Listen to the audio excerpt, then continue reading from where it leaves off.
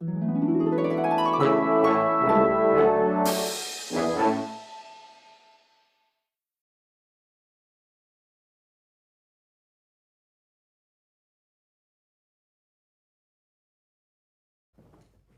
Benoît.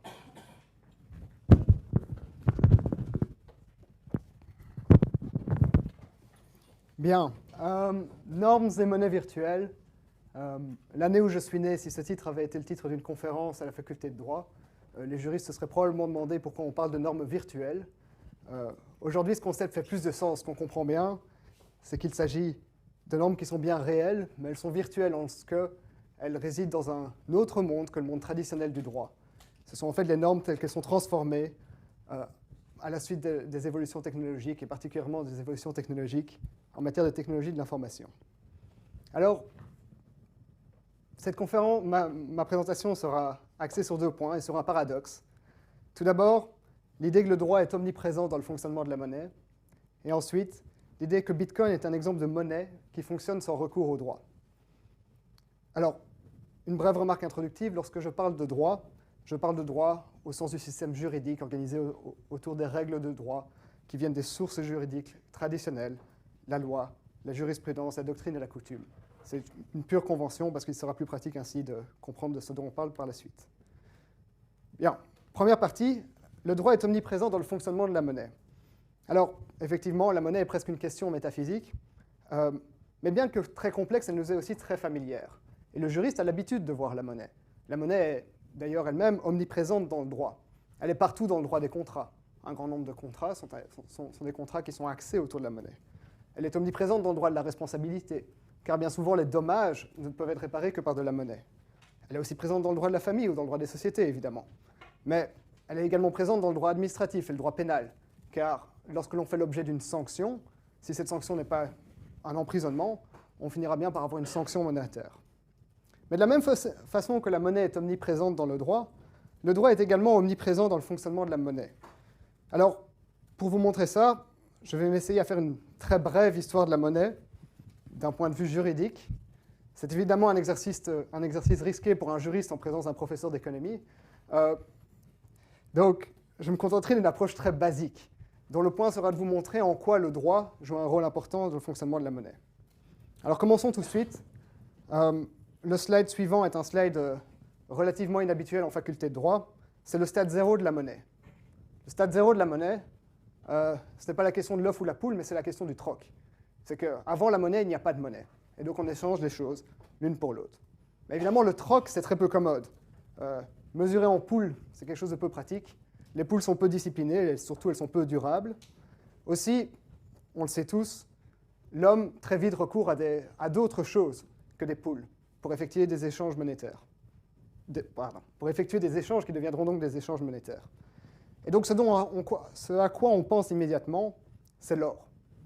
L'or, un métal précieux, il est rare, tout le monde s'accorde à reconnaître qu'il a de l'importance, à tout le moins dans le monde occidental, car quand on pense à l'or ici, on pense à la rareté, à l'opulence, peut-être au luxe, mais si on voyage en dehors de nos contrées, si on va dans des îles de l'Océanie, on verra que ce qui est rare là, c'est en fait les coquillages qui sont incrustés dans ce type de bol. Et donc déjà, cela doit nous faire réfléchir au fait que les choses rares que l'on utilise, comme des monnaies, ne sont que des monnaies parce qu'on leur attribue cette fonction. Revenons à cette pièce d'or. Cette pièce d'or est intéressante parce qu'elle est tout à la fois 2 stades de la monnaie. C'est de l'or, d'accord, mais c'est aussi de l'or frappé du sceau de l'État anglais. C'est un bullion anglais, ça revient à environ 30 grammes d'or. Et ce qui est intéressant avec ça, c'est que déjà on voit le rôle que l'État peut jouer dans la monnaie. Car ici, l'État joue un rôle pour déterminer les règles des poids et mesures. En effet, l'État certifie que cette pièce d'or a bien un certain poids. Ce qui est intéressant quand on pense à ça, c'est que si déjà on pense aux seigneurs médiévaux, qui eux-mêmes s'arrogeaient le droit de frapper monnaie, on est déjà plus familier avec l'intervention du souverain dans la monnaie. Et on sait que les seigneurs médiévaux avaient une forte tendance à frapper la monnaie pour une valeur nominale bien plus élevée que sa valeur réelle. Ainsi, une pièce d'or de 2 grammes pouvait être frappée comme représentant une valeur d'une pièce d'or de 4 grammes. Mais si on continue notre évolution de la monnaie au-delà des métaux précieux, on arrive à quelque chose de plus commun et de plus courant aujourd'hui, qui est le billet de banque. Alors le billet de banque, c'est vraiment le bel exemple du monopole de l'État dans la production de la monnaie. Car à la différence de la pièce d'or, à la différence du matériau utilisé pour la pièce d'or, le matériau utilisé pour le billet de banque n'est qu'une feuille de papier. La feuille de papier n'a pas de valeur en soi. Ici, c'est le tout nouveau billet qui sortira le 25 novembre. Et c'est un très bel exemple du rôle de l'État, ou en l'occurrence d'une institution supranationale, dans l'encadrement de la monnaie. Car en effet, l'État, ou les institutions européennes dans le cas échéant, ou une combinaison des deux, tout d'abord empêche la contrefaçon de ce billet. Il y a toutes sortes de dispositifs complexes. Ça va de la signature de Mario Draghi en haut à gauche à des dispositifs holographiques plus complexes en bas à droite qui permettent de limiter le risque que quelqu'un puisse imprimer des billets. Mais l'État punit également la contrefaçon. Et la conséquence de tout cela est que l'État est le seul qui détient ce qu'on appelle souvent dans les journaux la planche à billets. Et cela lui permet à son tour de mener quelque chose de plus complexe qui est la politique monétaire. C'est en effet du fait que l'État émet la monnaie et organise des conditions dans lesquelles la monnaie sera créée qu'il peut lui-même contrôler la politique monétaire. Finalement, peut-être plus réaliste, en tout cas de nos jours, il ne faut pas oublier la monnaie scripturale, c'est-à-dire la monnaie inscrite en compte. En effet, aujourd'hui, c'est là que l'essentiel de la monnaie se trouve. Mais là aussi, le droit joue un rôle d'encadrement, car la monnaie scripturale est encadrée par les règles comptables. On ne peut pas écrire n'importe quoi dans ses comptes. On est obligé de se conformer à des règles. Et de la même façon qu'on est obligé de se conformer à des règles, l'État peut à nouveau, en modifiant ces règles, jouer sur les conditions auxquelles on va pouvoir créer ou non de la monnaie. Donc cette brève histoire de la monnaie, ce que je cherche à mettre en évidence par là, c'est le rôle de l'État dans le phénomène monétaire. Et le fait que la valeur de la monnaie est fondamentalement avant tout une convention. Si on prend l'or, comme je le disais, métaux précieux, nous leur reconnaissons une valeur, ce n'est pas nécessairement le cas au milieu de l'Océanie. Si on prend le billet de banque, le billet de banque n'a aucune valeur en tant que tel, c'est uniquement parce que l'État va encadrer les conditions dans lesquelles il va pouvoir être imprimé que le billet de banque aura une certaine valeur, et également parce que l'État va se porter garant de ce billet de banque. Et finalement, dans l'aboutissement total le plus abstrait, la monnaie scripturale, qui n'est même plus une monnaie qu'on peut toucher, qui est une monnaie qui est purement inscrite en compte. Et donc, ce qu'on voit, c'est que l'État joue un rôle très important pour encadrer la rareté. Alors, vous vous demandez peut-être à ce stade pourquoi je vous parle de tout ça, puisque au fond, ma conférence est sur Bitcoin. Et je pense qu'il faut garder ça à l'esprit au moment où on commencera à parler de Bitcoin. La raison est très simple. Bitcoin est une monnaie que l'on peut qualifier de virtuelle, de numérique. En tout cas, c'est une monnaie qui réside sur des ordinateurs. La particularité de ces ordinateurs, comme on le sait tous, c'est que tout peut être copié à l'infini. La reproductibilité des choses est tout à fait infinie, c'est très simple. Donc ce qu'on devra attendre d'une monnaie virtuelle, c'est que l'État, ou en tout cas le droit, encadrerait sa création. Mais le problème, c'est que le droit, il fonctionne par emprise. Et donc, par conséquent, il n'est pas spécialement le plus efficace pour réguler des réseaux non centralisés comme l'Internet.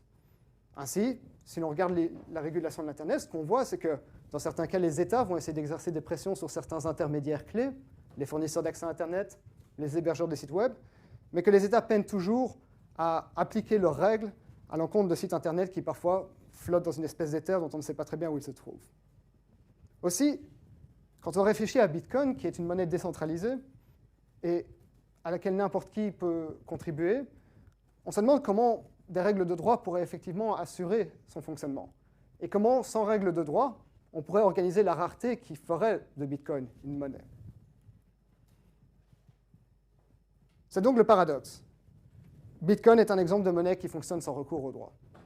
Et donc la question qu'on peut se poser nécessairement, qu'on se pose immédiatement, c'est comment fonctionne-t-elle? Alors, bon, l'exercice est difficile dans une faculté de droit que de proposer à des juristes de s'aventurer sur le chemin de la technique, mais je pense que c'est nécessaire afin de mieux comprendre comment cette monnaie fonctionne. Car bien souvent, quand l'on se renseigne sur Bitcoin, on reste à la superficie des choses. Et la superficie des choses ne permet pas spécialement de comprendre l'originalité des choses. Alors, un petit détour avant de commencer à parler de Bitcoin, pour comprendre d'où Bitcoin vient. Au début de la création d'Internet, avant qu'Internet soit le réseau qu'il est aujourd'hui, Internet était l'objet de recherche qui était mené principalement dans des centres militaires aux États-Unis.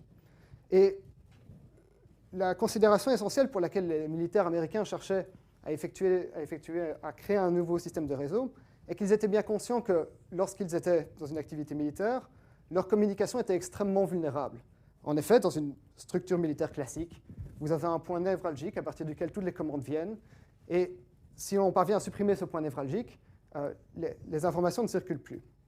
Et donc, on voit en 1964 Paul Baran, qui travaille pour le RAND aux États-Unis, qui développe une typologie des types de réseaux et qui propose qu'en réalité, les communications se fassent d'une façon qui ne soit plus centralisée, mais plutôt décentralisée, voire distribuée. L'intérêt de ce type de communication, si vous regardez les liens qui sont faits entre les différents nœuds du réseau, c'est que si un nœud du réseau disparaît, l'information continue à circuler. Et c'est exactement le projet de Bitcoin. Bitcoin, quand on lit le premier papier qui a été écrit sur Bitcoin par son créateur ou ses créateurs, puisqu'ils sont anonymes, on ne sait pas très bien de qui il s'agit, Bitcoin est un système électronique peer-to-peer, ce qui veut dire décentralisé ou distribué. On comprendra ce que l'on voudra. Bien, on peut en rester là, dire que Bitcoin, c'est un système de cash décentralisé, mais je pense qu'il est nécessaire de s'intéresser un peu plus à la façon dont Bitcoin fonctionne. Car au cœur de Bitcoin, il y a une réelle innovation technologique. Il y a une réelle invention et la solution d'un problème qui n'avait pas été solutionné auparavant. Donc Bitcoin est une monnaie, et c'est une monnaie qui s'apparente très fort à une monnaie scripturale en réalité, puisque ce sont des comptes inscrits quelque part sur des ordinateurs. Et donc, si l'on réfléchit à la façon dont Bitcoin pourrait fonctionner, on imaginerait un livre de comptes tout à fait classique, et on imaginerait que les personnes qui détiennent des biens dans ces livres de comptes puissent insérer des transactions et effectuer des transactions. Donc, dans le premier exemple, vous voyez Henri qui effectue une transaction pour 50 à destination de Paul, et sur la droite, vous voyez la table des transactions, la table des comptes mise à jour, où Paul a 150 et Henri n'a plus que 50. Et en fait, tout cela, on pourrait le faire par email, fondamentalement. On pourrait se mettre d'accord d'avoir un groupe d'emails, d'envoyer les transactions par email, et puis simplement que chaque personne inscrive en compte la mise à jour de ses comptes. Mais il y a deux problèmes avec cette technique. La première, c'est que faire lorsqu'il y a des ordres contradictoires. La deuxième, c'est que cette technique suppose aussi que l'information circule de façon parfaite, que si j'envoie un email pour effectuer une transaction, non seulement tout le monde recevra la demande de transaction, mais également tout le monde l'inscrira en compte. Et donc le problème, c'est que si je faisais ça par email, il y aurait un risque que Henri envoie simultanément deux transactions, qui par elles-mêmes pourraient tout à fait être acceptées par le système. Si Henri cherche à verser 50 à Paul et 100 à Jean, il peut soit verser 50 à Paul, soit verser 100 à Jean, mais il ne peut pas faire les deux, puisqu'il n'a que 100 en crédit. Et donc, le problème, c'est qu'il faut trouver une façon de s'assurer que les gens ne puissent pas insérer deux transactions qui puissent être contradictoires, et une façon de s'assurer que ces livres de compte soient homogènes, uniformes et partout identiques. Car, pour vous rappeler la façon dont Bitcoin fonctionne, Bitcoin est un réseau décentralisé. Il n'y a pas une personne au centre qui donne les instructions sur l'état du livre de compte. Bien plutôt, il s'agit en réalité d'un ensemble d'ordinateurs connectés en réseau qui tiennent les comptes. Donc voici un simple schéma qui montre de façon très sommaire la façon dont Bitcoin fonctionne. Les utilisateurs envoient des transactions. Ces transactions arrivent dans un réseau, qui sont en fait un grand nombre d'ordinateurs, situés n'importe où sur la planète, connectés entre eux par Internet. Et ces ordinateurs vont chercher à inclure ces transactions dans des blocs. Et ces blocs vont donc simplement être le livre de compte qui va évoluer au fil du temps. Chaque nouvelle transaction sera insérée dans un bloc, et le bloc sera rediffusé à l'ensemble du réseau, de sorte que chaque ordinateur sur le réseau est le bloc le plus récent à chaque moment. Le problème, c'est bien bon en théorie, mais on ne résout toujours pas le problème technique. Comment coordonne-t-on tout ça? Pour comprendre ça, il faut s'intéresser à une technique qui repose sur la cryptographie, mais qui n'a absolument rien à voir avec les messages secrets. C'est une technique qui s'appelle le hachage. Le hachage est en réalité une opération mathématique par laquelle on peut prendre une chaîne de caractères et la convertir en une autre chaîne de caractères. Donc ici, j'ai pris Perelman, j'ai utilisé un mécanisme de hachage tout à fait traditionnel, et je reçois cette chaîne de texte qui est absolument incompréhensible. Alors jusqu'ici, on ne voit pas très bien l'intérêt que cela présente. Mais continuons. Imaginons qu'on ajoute une lettre à Perelman. Si j'ajoute un C à la fin de Perelman et que je effectue exactement la même fonction de hachage, la chaîne de texte qui me revient est complètement différente. Alors, cela a un intérêt majeur, n'est-ce pas? Puisque cela veut dire que la chaîne de hachage me permet immédiatement de savoir si le message a changé ou non. Si je continue à ajouter des lettres à la fin de Perelman, ou si simplement je change les lettres que j'ajoute, je obtiens encore une fois une chaîne de caractères complètement différente. Alors, ce type d'opération est très rapide, ça prend environ 1 seconde sur un ordinateur moderne, même pas 1 seconde, c'est une fraction de seconde. Et si à ce stade-ci de ma discussion, vous êtes occupé à vous demander à quoi tout cela peut bien servir, je vais vous donner un exemple très concret. Ce que vous voyez à gauche, c'est une page du traité de droit civil d'Henri Lepage. Si vous prenez, oui, j'ai fait usage du travail que j'avais fait à l'époque, où je m'étais amusé à numériser l'entièreté du traité de droit civil, qui fait donc 13 000 pages, c'est ce que j'avais appris en les numérisant. Une fois que j'ai eu fini de les numériser, j'ai pu compter les signes, non pas à la main, mais grâce à mon ordinateur, et donc ça fait environ 30 millions de signes. Imaginons maintenant que je veuille envoyer le traité d'Henri Lepage par Internet à un de mes amis, parce qu'il est passionné de droit civil belge et qu'il a vraiment envie de lire le traité d'Henri Lepage à l'étranger. Bien, le problème, c'est que si je lui envoie tout mon fichier, mon ami va le recevoir, mais la connexion entre mon ordinateur et le sien n'est pas spécialement bonne. Il est possible que certaines pages manquent, il est possible que certaines pages soient perdues. Et donc, avant de lui envoyer ce traité de droit civil, je vais le hacher et obtenir une courte chaîne de caractères que je peux lui envoyer avec le fichier que je souhaite lui envoyer. Et l'intérêt est tout de suite évident. Imaginons qu'il manque un paragraphe. Imaginons que les considérations finales qui se trouvent à la fin de cette page manquent. Lorsque mon ami recevra le fichier, il pourra lui-même faire un hachage également et constater que le résultat qu'il a n'est pas le même que celui que je lui avais envoyé. Cela est une opération que votre ordinateur fait à chaque instant, lorsque par exemple vous regardez une vidéo sur Internet.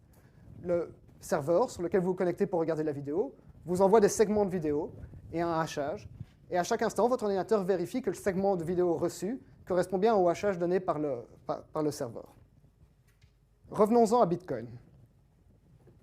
J'ai donc Perelman, je rajoute des lettres à la fin, c'est très amusant. Mais je peux continuer à jouer à ajouter des lettres. Et si par exemple je rajoute un L à la fin de Perelman, je vois que je peux avoir un 0 au début de ma chaîne de hachage. Cela, je ne peux pas le prévoir. Je dois essayer. Je dois rajouter une lettre différente à chaque fois. Et si je continue à rajouter des lettres, si je rajoute 2 lettres, AA, AB, AC, et que je continue à essayer, et ainsi de suite, il y a un moment où je vais me rendre compte que je peux obtenir 2 zéros au début de ma chaîne de caractères. Alors c'est une opération qui, sur un ordinateur moderne, prend relativement peu de temps. Je peux ordonner à mon ordinateur de simplement continuer à ajouter des lettres à la fin du mot Perelman, jusqu'à quand j'obtiens un hachage qui contienne un nombre de zéros qui me plaise. Et je peux rendre les choses beaucoup plus complexes, comme je l'ai fait cette nuit. C'est un ordinateur de travail, sur lequel je ne devrais pas faire ça, parce que mon employeur sera probablement très peu content avec ça. Mais je l'ai donc laissé tourner 12 heures pour obtenir une chaîne de caractères qui commence par 9 zéros. Donc j'ai continué à rajouter des lettres. Bon, je ne l'ai pas fait manuellement, je vous prie de croire que j'ai écrit un programme qui le faisait pour moi. Continuer à ajouter des lettres jusqu'à quand j'ai pu obtenir une chaîne de 9 zéros. Au plus de zéros je souhaite obtenir, au plus de combinaisons je vais devoir essayer, puisqu'il y a une dimension aléatoire dans ce type d'entreprise, et je vais devoir continuer à essayer un grand nombre de lettres en plus après le mot que j'ai au départ. Ici, le temps de calcul total que cela m'a pris, c'est 12 heures. Donc ce qu'on voit, c'est qu'il est possible, avec les fonctions de hachage, d'avoir une contrainte qui va demander énormément de temps. Donc, un point que j'ai oublié, cela m'a pris énormément de temps à faire. Mais si vous prenez cette chaîne de caractères, Perelman suivi de ces lettres incompréhensibles, et que vous faites le hachage, vous pourrez vérifier qu'il y a bien 9 zéros au début du résultat. Et c'est exactement la façon dont Bitcoin fonctionne. La façon dont Bitcoin fonctionne, c'est que les transactions sont organisées par blocs. Et ces blocs sont ensuite hachés, ce qui prend 1 seconde. Et on obtient une chaîne de caractères aléatoire.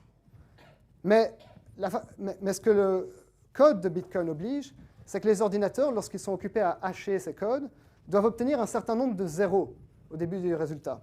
Et donc, ils vont devoir rajouter une information aléatoire, de la même façon que je rajoutais des lettres à la fin de Perelman, dans leur bloc, et en continuant à hacher cette information continuellement, obtenir un certain nombre de zéros. Donc je prends des transactions qui me sont envoyées dans le réseau, je rajoute des lettres au hasard, et j'obtiens un hash qui commence par un certain nombre de zéros. Cette opération dans le système Bitcoin prend 15 minutes. C'est-à-dire que statistiquement, si tout le réseau fonctionne pendant 15 minutes, il y a une probabilité très élevée qu'un ordinateur trouve la réponse en 15 minutes. Un ordinateur du réseau. Et que va faire cet ordinateur à partir du moment où il trouve la réponse? Il va l'envoyer à tous les autres. Reprenons dès le début pour être bien sûr d'avoir tout compris. Les utilisateurs envoient des transactions. Les transactions sont mises dans des blocs. Et ensuite, tous les ordinateurs du réseau essayent de trouver un bloc avec une suite de caractères aléatoires à la fin, dont le hachage contient un certain nombre de zéros. dès qu'un ordinateur a fait cela, il le transmet au reste du réseau. Quel est l'effet de ça? Si un ordinateur est occupé à travailler, qui n'a pas encore trouvé la réponse et qui voit la réponse arriver, il va simplement adopter ce qui lui a été envoyé, adopter le nouveau bloc et simplement commencer à travailler sur le bloc suivant. Donc pour le premier bloc, ça met 15 minutes. Au bout de 15 minutes, un ordinateur va trouver une solution et l'envoyer aux autres. Et ce qu'on sait, c'est que ce bloc aura pris 15 minutes à faire. Pour le second bloc, par contre, on va inclure une référence au premier bloc. Si vous regardez le dessin, la représentation que je fais du bloc numéro 2, il y a dedans le hachage du bloc numéro 1. Et les ordinateurs vont à nouveau commencer cette recherche. Et de nouveau chercher à trouver un hash qui contienne un nombre suffisant de zéros. Cette opération prend également 15 minutes. Mais elle prend 15 minutes, mais elle ne peut être faite que par référence au premier bloc. Ce qui veut dire qu'il serait impossible de faire le bloc 2 avant de faire le bloc numéro 1. Par conséquent, lorsque je reçois le bloc 2, je sais qu'il représente en lui-même 15 minutes de travail, mais que puisqu'il y a une référence au bloc 1 qui lui-même représente 15 minutes de travail, l'ensemble fait une trentaine de minutes de travail. Vous pouvez imaginer ça simplement comme des poupées russes. L'une se réfère à l'autre et ainsi de suite. Et lorsque l'on continue, on peut avoir un bloc, 2 blocs, 3 blocs et ainsi de suite. Si on a 3 blocs, le temps de calcul total est de 45 minutes. C'est ce qu'on appelle le blockchain. Le chain, parce que chaque bloc se réfère au précédent. À ce stade, si j'ai 3 blocs, que cela a mis 45 minutes au réseau Bitcoin de trouver ces 3 blocs, cela veut dire que si je souhaite recréer ces 3 blocs, par exemple si je souhaite modifier une seule des transactions et que je souhaite recréer les 3 blocs, cela me prendra 45 minutes. Car rappelez-vous la façon dont les fonctions de hachage fonctionnent. Si l'on modifie une seule ligne d'une transaction, si l'on essaie de voler de l'argent à quelqu'un, en d'autres mots, l'ensemble du hash sera différent. Et donc il faudra refaire toute la suite de blocs qui avait déjà été exécutée. Alors en pratique, qu'est-ce que cela représente? Bien, si on regarde le réseau Bitcoin sur les 2 dernières années, la puissance totale du réseau a en moyenne été de 500 hexaflops.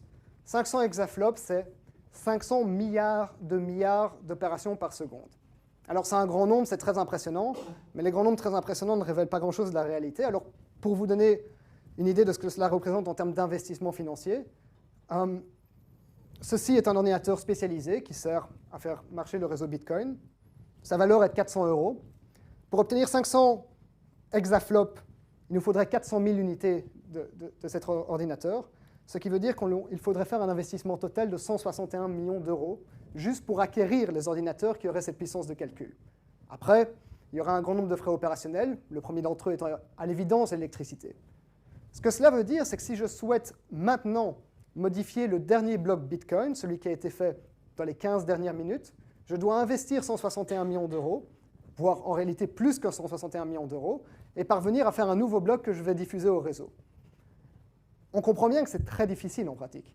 Je n'irai pas jusqu'à dire que c'est impossible, mais même pour des États très bien dotés, ça reste un investissement considérable, et surtout un investissement qui, s'il était fait, devrait être fait de façon publique. En tout cas, c'est ce qu'on pourrait espérer. Alors tout cela est bien beau, tout cela peut nous expliquer comment le système Bitcoin maintient son intégrité, mais cela coûte de l'argent. Alors on peut se poser une question, quel est l'incitant? Pourquoi est-ce que les gens qui ont des ordinateurs connectés au réseau Bitcoin achètent ces ordinateurs très onéreux et les font fonctionner? Bien, la raison, on la trouve dans la structure des blocs. Lorsqu'un ordinateur travaille sur un bloc Bitcoin, il a le droit d'insérer une transaction supplémentaire dedans. Et c'est une transaction par laquelle il crée des Bitcoins. Il crée des Bitcoins et il peut choisir de les attribuer à qui il l'entend. Dans la plupart des cas, à l'évidence, ce sera au propriétaire de l'ordinateur en question. Et au tout début de Bitcoin, lorsqu'une personne avait un ordinateur qui trouvait la solution à un de ses problèmes de hachage, elle pouvait s'attribuer une somme de 50 Bitcoins. Par convention, dans le code de Bitcoin, cette somme est appelée à diminuer de moitié, à intervalles réguliers. Et cela amène au graphique que vous avez peut-être vu par ailleurs, au terme de graphique qui représente le rythme de la création monétaire dans Bitcoin. Pour les premières années de Bitcoin, 50 Bitcoins par bloc, et ensuite 25 Bitcoins par bloc, ensuite 12,5 Bitcoins par bloc, et ainsi de suite, jusqu'en 2033, où le nombre total de Bitcoin atteindra 21 millions, et stagnera à ce stade-là. Alors, ça c'est une monnaie déflationniste. Peut-être que M. Coleman aura des choses à nous dire dessus. Mais ce qu'il faut comprendre, c'est que la structure de la création monétaire dans Bitcoin est un choix qui a été fait par les créateurs de Bitcoin au tout début de la création du code. Parce qu'ils ont décidé que plutôt que de rester à 50 Bitcoins, la création monétaire diminuerait de moitié en moitié à rythme régulier. Mais rien n'empêche de reprendre le code de Bitcoin et de créer une nouvelle monnaie qui créerait de la monnaie, créer une nouvelle monnaie dont le rythme de création serait différent. Par exemple, chaque année, un certain nombre de bitcoins fixes, ou bien un rythme de création qui dépendrait de variables extérieures au système.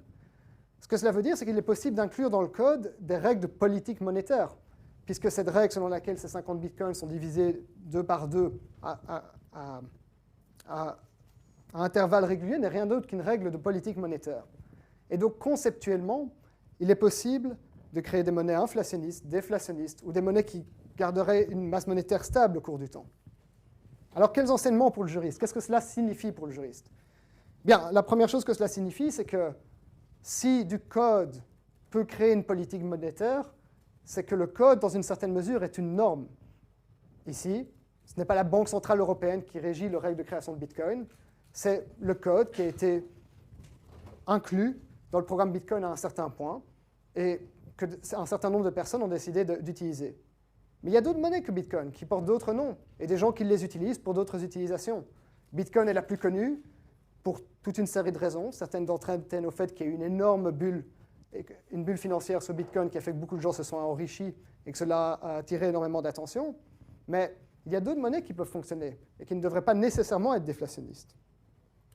L'autre chose à laquelle le juriste devrait faire attention, c'est que Bitcoin est un bel exemple de décentralisation et d'automatisme. Car le système Bitcoin fonctionne de façon totalement automatique. On ne doit pas se fier à un tiers pour qu'il inscrive en compte des transactions. C'est les ordinateurs qui le font de façon tout à fait automatique. Cela crée de la confiance, cela crée une diminution du risque de litige. Et donc, puisqu'il y a moins de risque de litige lorsqu'on fait une transaction sur Bitcoin, les coûts de transaction sont amenés à diminuer. Ce qui veut dire que Bitcoin est une monnaie qui peut potentiellement être utilisée pour faire des petites transactions à l'échelle internationale. J'habite à l'étranger. Lorsque j'essaie de faire des versements en euros depuis mon compte belge jusqu'à mon compte américain, je paye des frais de change, je paye des frais de versement à chacune des banques, tant ma banque belge que ma banque américaine. Si je souhaite m'envoyer 10 € de mon compte belge vers mon compte américain, c'est totalement impossible. Bitcoin me donne une solution simple pour le faire. Et finalement, il y a d'autres applications de cela. Car si Bitcoin crée de la rareté dans un monde où il n'y a pas de rareté, c'est-à-dire le monde informatique, ça veut dire qu'il est possible d'imaginer que Bitcoin puisse servir à authentifier certaines choses, à marquer dans un point dans le temps qu'un événement donné s'est passé. Je vous donne un exemple très simple. Imaginons que je sois musicien et que je me soucie de prouver que j'ai composé une musique à un certain moment donné dans le temps. Eh bien, je peux enregistrer cette musique, ensuite la copier dans le système Bitcoin, l'envoyer à ce réseau décentralisé sur lequel personne n'a de contrôle, et n'importe qui pourra vérifier dans le futur que ma musique a été envoyée à un moment donné dans le temps, qu'elle a été peut-être associée à mon nom, et que donc j'en suis bien l'inventeur légitime. Mais cela a d'autres implications également, car l'exemple que je vous ai montré avec Bitcoin, c'est l'exemple d'une simple transaction par laquelle une personne verse de l'argent à une autre.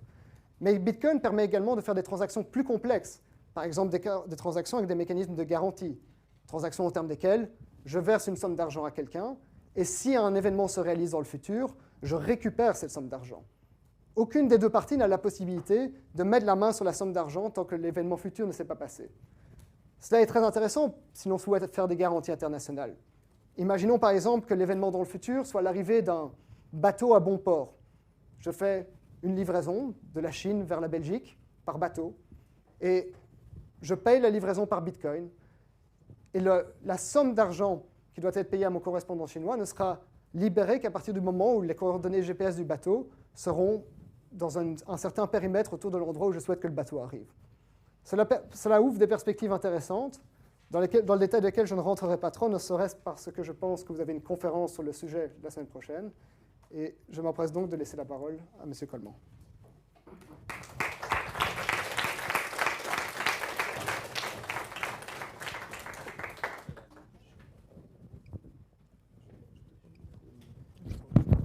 Ici. Celui-là, comme ça, vous en avez.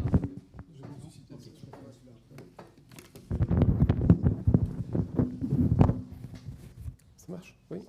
Voilà, merci de m'accueillir aujourd'hui. Merci Benoît, merci de cet exposé très intéressant.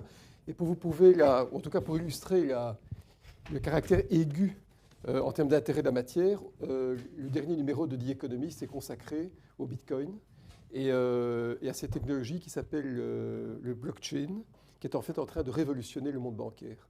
Parce qu'en fait, comme vous l'avez dit très, très justement tout à l'heure, ça permet d'identifier de manière bijective des transactions en termes mathématiques, et toute la profession bancaire va en être métamorphosée. Ça permettra par exemple de mettre en œuvre des paiements de personne à personne sans plus passer par une banque, ou en tout cas de confiner les banques à un rôle de caisse de compensation. Et toute une série de métiers vont disparaître à cause de ça, comme par exemple le notariat. Parce que le notariat concerne en fait l'identification des biens et des personnes, et bien probablement un jour que le Bitcoin, au travers le blockchain par la technologie Bitcoin, permettra d'identifier des biens et des personnes sans plus passer par des processus traditionnels. Donc c'est une révolution qui est en marche. Et donc il y avait autre chose que le Bitcoin. Et finalement, je m'étais étonné quand j'étais au fait de savoir pourquoi tant d'études y avaient été consacrées. Parce que finalement, c'est une monnaie accessoire. Il y a une trentaine de monnaies parallèles en Europe. Et c'est pour ça. C'est parce que quelque chose d'innovant a été inventé grâce au Bitcoin. Donc ça vaut la peine de lire ce dossier du The Economist. Mais on est au XXIe siècle et moi, je vais revenir aux 4 millénaires avant Jésus-Christ. Parce que j'essaye depuis des années de comprendre le phénomène monétaire, et plus je cherche, moins je trouve. Et chaque fois que j'ai l'impression d'avoir trouvé de quoi il s'agissait, ça m'échappe. Comme si j'essayais d'attraper le vent avec mes mains. Et en tout cas, j'ai acquis une conviction, c'est qu'il doit y avoir de loin en loin une juxtaposition entre les phénomènes de divinité, les mesures de temps et les monnaies. Et vous avez posé la question de savoir tout à l'heure, mais quelle était la signification de la monnaie pour un juriste. Pour un économiste, c'est beaucoup plus clair, c'est un avertissement. Et je vais y revenir dans quelques minutes. D'abord, l'origine de la monnaie. On ne sait pas quand les premières monnaies sont nées. Il semblerait qu'il y ait eu, quand le commerce s'est développé et que donc de manière spatio-temporelle le troc n'a plus suffi, la nécessité d'avoir un instrument de mesure, un signe reconnaissable qui permette d'étendre le champ de l'échange dans le temps et dans l'espace. Mais il semble aussi que les monnaies se soient développées avec la désertification de l'Afrique subsaharienne, c'est-à-dire au moment où les peuplades ont dû quitter les zones qui devenaient désertiques pour aller vers la Mésopotamie. Qu'est-ce qui s'est passé? Ces peuplades avaient des zones, on va dire, de commerce assez stables et des divinités qui étaient tout autant stables, à savoir une montagne, un fleuve d'eau, un positionnement astral. Quand ces peuplades ont dû se déplacer, d'abord elles se sont battues, mais elles ont dû échanger et donc trouver un moyen d'échange qui a dû être reconnu par les peuplades avec lesquelles elles essayaient de faire du commerce plutôt que de se battre. Et en même temps, le concept de divinité abstraite s'est développé parce que tant qu'on reste géographiquement stable, on peut imaginer des divinités qui le soient tout autant. Elles sont géographiques. Mais si on se promène dans l'espace, on doit bien sûr avoir des référents qui soient de nature différente.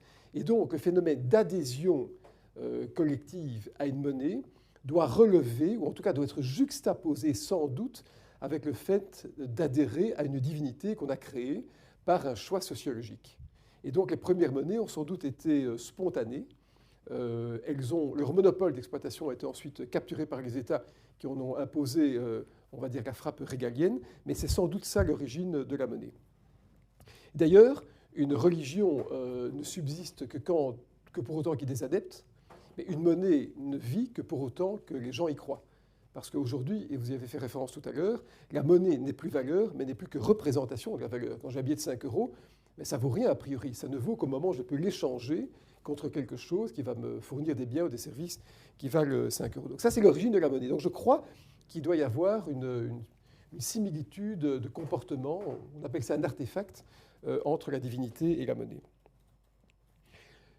Le mot monnaie a une origine très particulière. Ça vient apparemment de Junon Moneta, qui était en fait chez les Romains l'archétype de la déesse cosmique, de la déesse de la divinité. Junon Moneta était la déesse qui avait averti, elle aurait averti les Romains d'un tremblement de terre, et c'est à l'endroit du temple de Junon Moneta que se trouvaient les oies du Capitole qui ont prévenu de l'invasion des Gaulois. Et en fait, c'est dans le temple de Junon Moneta qu'on a commencé à frapper les premières pièces. Et donc, le mot monnaie vient de cette divinité. Et donc, on retrouve de nouveau un rapport entre la divinité, la déesse cosmique de la prospérité, de la fécondité, parce que la monnaie est en fait un flux qui s'autogénère. et le fait de voir cette monnaie représentée par un symbole humain qui est la frappe qui a été qualifiée après de régalienne. C'est intéressant de nouveau de faire ce parallèle parce que la monnaie existe à la fois sous forme de flux et de stock. C'est très particulier et c'est ça qui rend le concept quasiment insaisissable. En fait, la monnaie est incontestablement un stock. Donc si à un moment je prends une photo de tous les actifs monétaires de la zone euro, par exemple, je pourrais compter le nombre d'euros qui sont possédés ou dus par chacun des citoyens. Et donc la monnaie est un stock. Au demeurant, les banques centrales fabriquent un stock de monnaie. Elles impriment de la monnaie en réescomptant des dettes, en mettant en œuvre différentes politiques monétaires. Mais en vérité, la monnaie est en même temps un flux. Parce que la monnaie se crée par le circuit bancaire. Et selon l'adage de Thomas Grisham, qui est l'homme qui avait d'ailleurs créé la Bourse de Londres, que loans make deposits. Pour donner un loan, un prêt à quelqu'un, j'ai besoin d'un dépôt pour le financer. Et donc, je crée une pompe aspirante qui crée un flux monétaire. Donc, le flux monétaire génère la monnaie, tandis que le stock l'alimente. Donc, c'est extrêmement particulier. Donc, 3 éléments d'abord. Donc, cette origine de la monnaie avec ses divinités, cet avertissement, et puis cette notion insaisissable d'avoir un flux qui est égal à un stock, c'est extrêmement compliqué. Je fais une petite parenthèse. D'ailleurs, on se rend compte maintenant que suite à la viscosité des circuits bancaires, on sait que l'argent ne circule pas assez, que la vélocité de la monnaie n'est pas forte, parce que la crise économique ne crée pas d'attirance pour l'investissement. Ce sont les banques centrales qui doivent compenser cette viscosité du flux monétaire par une augmentation du stock monétaire. C'est ainsi qu'aujourd'hui, on voit que les banques centrales, un peu partout dans le monde, impriment de la monnaie pour compenser cette espèce d'osmose qui ne se fait pas dans le domaine bancaire. Alors, je disais que la monnaie est un avertissement, et j'aurais tendance à vouloir utiliser les termes de Marx, qui disait que la dette publique, comme la monnaie, est un capital fictif. Parce qu'en réalité, quand on y réfléchit, de quoi est-ce qu'on parle? On parle d'une représentation symbolique. 60 000 monnaies nous ont précédés. Et c'était effectivement des coqs, vous avez montré, ou des poules, enfin, des bœufs, de cuivre, de l'or, des coquillages, un peu, enfin, toutes sortes de choses. Et donc, la monnaie, c'est la représentation, c'est une certaine représentation étatico-sociale. C'est-à-dire que c'est une formulation sociologique dont l'agencement est capturé par un pouvoir supérieur, au sens peut-être de Hegel par exemple, et qui conduit à imposer une norme sociale, une norme politique, qui s'appelle la monnaie, et qui permet de stabiliser les échanges dans le temps et dans l'espace, et surtout d'assurer une hiérarchie sociale. Parce que la personne qui a plus de monnaie est normalement plus puissante que la personne qui en a moins. Et c'est à cet égard-là que la monnaie est un capital fictif. La monnaie n'a de pérennité que l'ordre social qui est imposé par l'État. En 17, la révolution bolchevique a conduit à la réputation, vous savez, des emprunts russes. Toute révolution peut conduire à précariser la monnaie, et donc la monnaie reste dans un état éphémère, dans un état qui est par essence inabouti, puisque cette monnaie dépend de l'évolution, de l'agencement politique, social, sociologique qu'une société va alimenter. Et là aussi, ça fait intervenir un élément de fragilité, parce que se dire que la monnaie est à la fois un stock et un flux, mais qu'en plus que ce stock et ce flux sont contingents à une certaine formulation de l'État, ça commence à devenir assez compliqué. Vous avez dit tout à l'heure que les États géraient la rareté de la monnaie. Moi, j'adopterais une attitude un peu différente. Je pense que les États veulent capturer la frappe de la monnaie, on parle de droit régalien, d'ailleurs de patrimoine, puisque la monnaie reflète cet agencement sociopolitique que les États veulent imposer. Et les États ne supportent donc pas de devoir s'endetter ou de devoir lever l'impôt dans une monnaie qui est différente que celle qu'ils imposent. Il est donc normal qu'il y ait une juxtaposition entre les instruments dont l'État tire profit pour se financer ou se refinancer. Mais ce n'est pas une question de rareté, c'est plutôt une question de monopole. Parce qu'un État peut décider aussi de créer l'abondance de sa monnaie quand, par exemple, l'État succombe sous sa propre dette.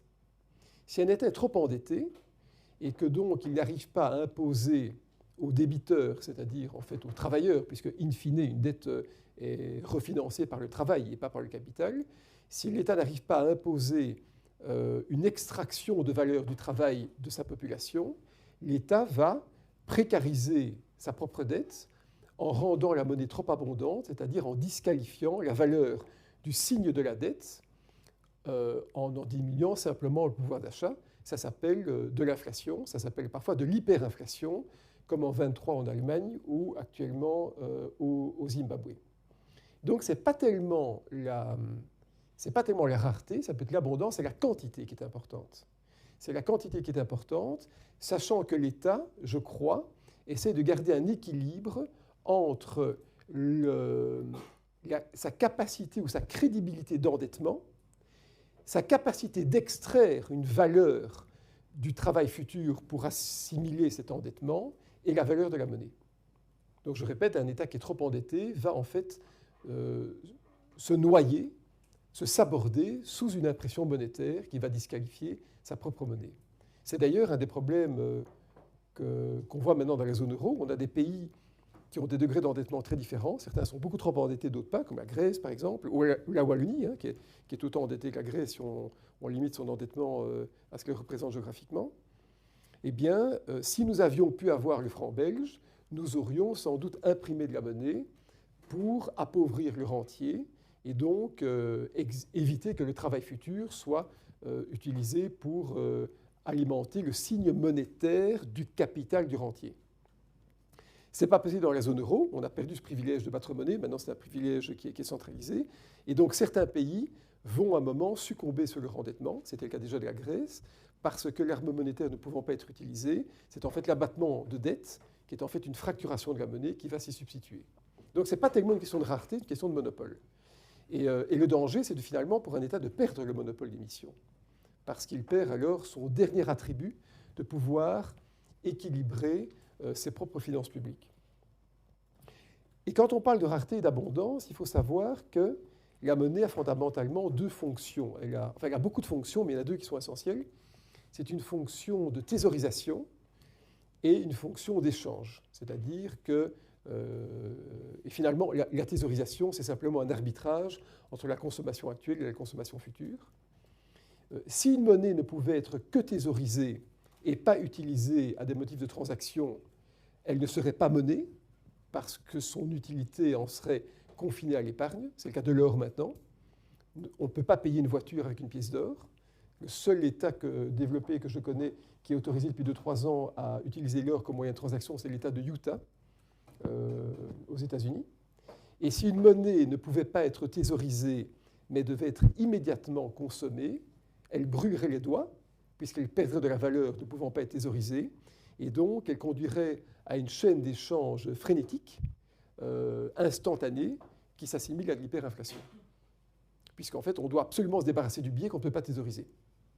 Et donc, toute la difficulté dans la gestion monétaire, sachant que donc, les États ont capturé ce monopole d'impression ou d'émission monétaire, c'est de trouver un équilibre entre la crédibilité de la thésaurisation et l'immédiateté de la consommation.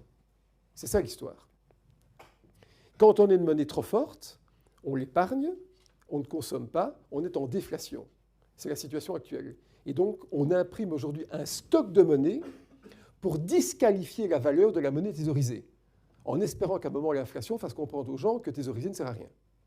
Si par contre, on a une monnaie dont le gradient va plutôt vers la consommation, parce qu'on en imprime trop, c'est de l'inflation, et donc ce n'est pas bon non plus. Et donc toute la difficulté, c'est de trouver cet équilibre entre un stock, un flux, une capture régalienne, et le taux d'inflation qui sera acceptable pour une population, qui lui permettra d'arbitrer la consommation immédiate et la consommation future. Donc un taux d'intérêt, par exemple, trop important conduira à thésauriser et à ne pas consommer, c'est la déflation. Un taux d'intérêt qui est trop bas conduit à consommer normalement et pas à thésauriser. Je fais de nouveau une deuxième remarque qui se réfère à l'actualité contemporaine. Aujourd'hui, on crée de la monnaie. Malheureusement, cette monnaie ne circule pas parce que la demande agrégée, comme on l'appelle en économie, n'attire pas la consommation et l'investissement. Et donc, l'impression monétaire conduite par des circuits dont je vous ai épargné les arcanes conduit à imposer des taux d'intérêt négatifs, ce qui revient au même que d'imposer de l'inflation à la monnaie. Parce que si on met son argent sur un compte en banque et qu'il y a un taux d'intérêt négatif, normalement, on devrait se dire qu'il vaut mieux consommer l'argent plutôt que de le thésauriser. Et donc, ça devrait normalement conduire à de l'inflation plutôt qu'à de la thésaurisation. Donc, vous voyez, c'est extrêmement compliqué parce qu'en plus, il y a des facteurs sociologiques là derrière. On a beau avoir des taux d'intérêt négatifs, voire nuls, on continue à épargner. Donc, c'est très, très, très compliqué.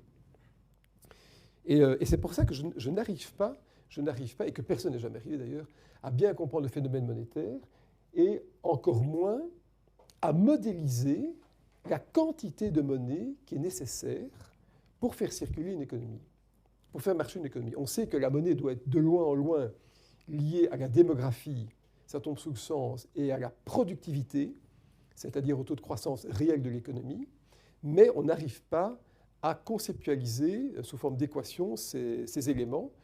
Et si on était capable de le faire, en intégrant un facteur sociologique, on serait sans doute capable de faire tourner une économie de manière optimale, mais on n'y arrive pas. D'autant plus que parfois les données se contredisent. Quand on crée de la monnaie, parfois les agents économiques contrarient cette création monétaire par une baisse de circulation et inversement. Donc c'est un peu compliqué. Et je voudrais terminer cet exposé en... Alors voilà, le seul type, je crois, qui avait essayé de théoriser tout ça, et qui est en fait à l'origine des monnaies parallèles, parce que la plupart des monnaies parallèles qui circulent dans la zone euro hors Bitcoin s'inspirent de sa théorie, c'est un certain Silvio Gesell. Et son histoire est assez étonnante. C'est un type qui était un peu farfelu. Il était à la fois franco-allemand parce qu'il habitait à Saint-Vith lorsque Saint-Vith était encore en Allemagne, avant que les cantons soient rédimés après le traité de Versailles. C'est le seul économiste d'ailleurs étranger auquel Keynes a consacré plusieurs pages dans sa théorie générale. Et en fait, le type s'était dit que pour créer une économie qui fonctionne de manière optimale en termes monétaires et donc qui soit caractérisée par le fait que les agents économiques puissent comprendre le rythme de précarisation de la monnaie, c'est-à-dire le taux d'inflation qui permet d'intégrer par anticipation l'arbitrage entre la consommation immédiate et la consommation future, il s'était dit qu'on devrait imprimer des billets qui auraient perdu leur valeur à intervalles réguliers. Et lui avait imaginé, de manière mathématiquement simple, qu'un billet devrait perdre 10 centimes de % chaque semaine, à manière telle qu'après une année, un billet ait perdu 5,2% de sa valeur, sachant qu'il y a 52 semaines dans une année, et que donc la monnaie aurait à cet égard-là imposé par anticipation de perte de valeur sa propre perte de valeur et donc sa propre vélocité. C'est un peu ce qu'on fait maintenant avec la Banque Centrale Européenne. Au lieu de couper des billets, on dit qu'on va avoir 2% d'inflation et qu'on essaie d'avoir 2% d'inflation pour que les gens intègrent dans leurs anticipations le fait qu'il vaut mieux peut-être consommer maintenant que plus tard. Mais ça n'a pas l'air de marcher. Et donc voilà, ça c'est la dernière chose que je voulais partager avec vous. Le Bitcoin relève d'une logique tout à fait différente, parce que vous l'avez très bien dit tout à l'heure, c'est une monnaie qui est décentralisée. C'est ça son secret finalement. Il n'y a pas de monopole de battre monnaie. Et c'est une monnaie dont la quantité disponible évolue par cliquets, par pas qui sont prévisibles, sachant que la rapidité de processus informatique, qui est censée être croissante, disqualifie les premiers bitcoins qui ont été fabriqués avec des ordinateurs qui étaient plus lents. Et donc c'est un système tout à fait particulier, qui ne relève pas d'un système monétaire classique, mais qui est sans doute un exemple de type d'économie de demain, parce que le monde de demain est un monde qui sera décentralisé. C'est-à-dire que les agents économiques vont finalement être décentralisés dans leur comportement, dans leurs habitudes d'achat, de consommation. Et donc le Bitcoin est sans doute, et ce sera sans doute d'ailleurs son application par le blockchain, le reflet d'un mode de la société. Voilà. La dernière chose que je voulais vous dire, et qui est en fait encore une side remarque, comme on dit en anglais, c'est que on a toujours aussi tendance à opposer le capital et le travail. Et ce qu'il ne faut jamais oublier dans une monnaie, c'est qu'en fait, elle représente, de manière fugace et on va dire de manière symbolique, du travail passé. Ça, c'est l'analyse marxiste. En fait, Marx disait, le capital, c'est quoi? À part peut-être le capital naturel, c'est-à-dire des lingots d'or, des minerais qu'on peut trouver, et encore, faut-il les mettre faut-il les travailler pour qu'ils valent quelque chose. Le capital, qui est représenté par des unités monétaires, est du travail passé qui a été accumulé. Et donc, quand on oppose le capital et le travail, qu'est-ce qu'on oppose? On oppose du capital passé, qui ne peut être validé que par sa reconnaissance par des agents économiques futurs ou contemporains, c'est-à-dire des gens qui travaillent maintenant. Et donc la monnaie est aussi cet extraordinaire point de jonction, presque insaisissable, dans la ligne du temps, entre le travail passé, qui n'est validé que par la capacité à se mettre au travail futur. Donc le capital ne vaut que par sa mise au travail par du travail. Et alors, on a aussi trouvé cette notion de taux d'intérêt. Je pourrais vous en parler pendant des heures parce que j'ai écrit plusieurs ouvrages là-dessus avec les relations avec la divinité, mais on trouve aussi ce lien extraordinaire qui est en fait que la monnaie a permis aussi de donner un prix au temps. Le temps est une donnée tout aussi insaisissable que la divinité ou que la monnaie elle-même, et donc on a en fait dégradé la compréhension du temps en lui appliquant de manière linéaire, selon la logique de Saint-Augustin, un prix qu'on appelle le taux d'intérêt. Et ce taux d'intérêt est censé valoir ce que vaut le temps qui est appliqué à un certain capital. Voilà, quelques pensées que je voulais partager avec vous, confuses, ce n'était pas le but de faire un objectif autant structuré que le vôtre, mais voilà, qui sont le reflet d'un nombre d'interrogations. J'ai d'ailleurs un blog que j'alimente quasiment tous les 2 jours dans l'Écho. Il n'y a pas 2 fois par semaine où je ne me mets pas au travail le soir à 10-11 heures du soir en essayant, par un court texte, d'appréhender cette monnaie. Ce rapport au temps et divinité, je n'y arrive jamais. Je n'y suis jamais arrivé, je n'y arriverai jamais. Voilà, je vous remercie beaucoup.